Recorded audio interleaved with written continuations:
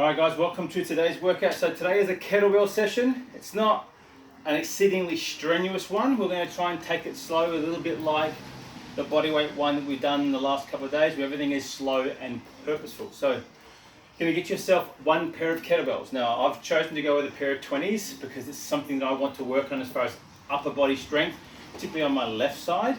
But you can go as light as you want, just get used to doing the movements. Some of these might be new if you've not done these before. Okay, so we're going to go through 5 or 6 movements. There's no set reps per time, blah, blah, blah. Simply start the clock, run it for 30 minutes, and just to see how many times you can get through this. Now, I want you to listen to your body.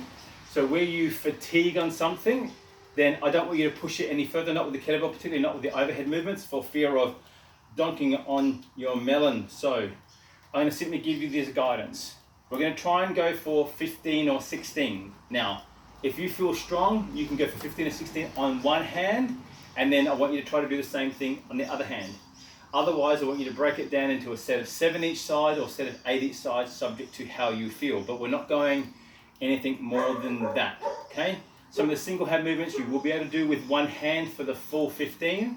You may not be able to get that with the other hand, but I want you to get to what your limit is, and then just try maybe one more rep, but after that, that's it. No more fatigue. So I'm going to come into the first movement. The first movement is simply, it's a single hand kettlebell jerk. So basically we're going to get the kettlebell to this position.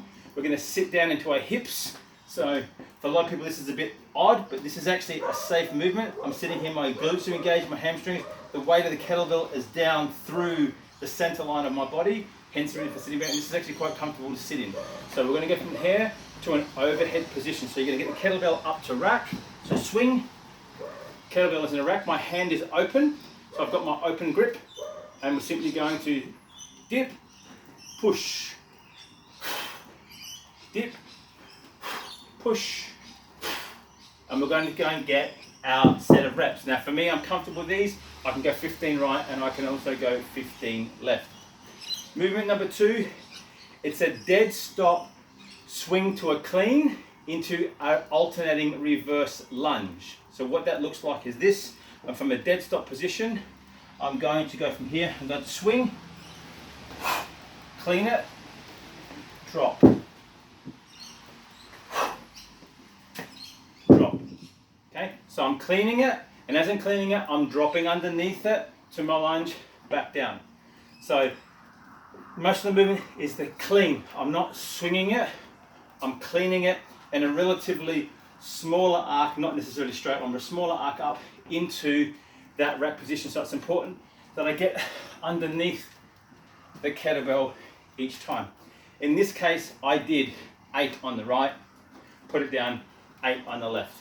Next one was a double arm, what I call a prisoner squat. So I'm going to get into the rack position, okay, and with both the kettlebells, and I'm going to do what's called a prisoner. So height change, standing to knee, whatever you want to call it. So you're going to get both your kettlebells, you're going to get them up to a clean, into my clean position. From here, down, down, up, up, one leg,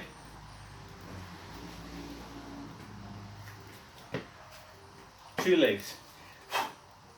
Okay, so I'm in the rack position the whole time. The weight is always in the front, which is forcing me to sit back, which is good that I'm stepping backwards, not stepping forwards. And those, again, I did a set of 8. 4 going back with the left leg, 4 going back with the right leg. From here we come into gorilla row. So it's like a bent over row. Some people call it a piston row. Some people even call it a pendulum row. Don't know why, because there's no swinging involved. But basically we're sitting into the squat position. Kettlebells are here. Once we're in this position, almost like a pendlay row for those who are familiar with the barbell. Going to grab the kettlebells, open hand, off the ground. 1, 2. Okay. Now, if you're struggling a bit, you can rest your forearms on here, but otherwise it's in that position. So I'm in here and I'm engaging all the way through here and here in my row. And again, that one there, 1, 2, you're able to get a set of 15 out. Okay, next one, really simple one. No, not really, just jokes. This is what I simply call my interpretation of a waiter's clean. It's probably not it, but this is what I want to call it. So you imagine a waiter, they're walking around holding their tray like this thing here. So therefore, my waiter's clean is I'm going to swing it up and flip or juggle the kettlebell up into the position, get my hand positioning right, and then I'm going to press. Now, if you can't do that, you're afraid of trying that for the first time, simply get the kettlebell up, put the horn or the handle to the outside of the hand, and start in this position. Therefore, this requires a lot more shoulder stability, and it is a press to the overhead. Now, to show you the difference between right and left, right is significantly stronger. So my left, I've really got to wait. I've actually got to come out from rack a little tiny bit. And I've really got to try and press that kettlebell up and bring it back down. Now, if I'm doing this to the clean, it's a swing into a clean, into the overhead press. Cannot do that on my left hand without catching it with my right at the same time, positioning and then going up. So on the right hand, I'm fine. So from here, swing, press,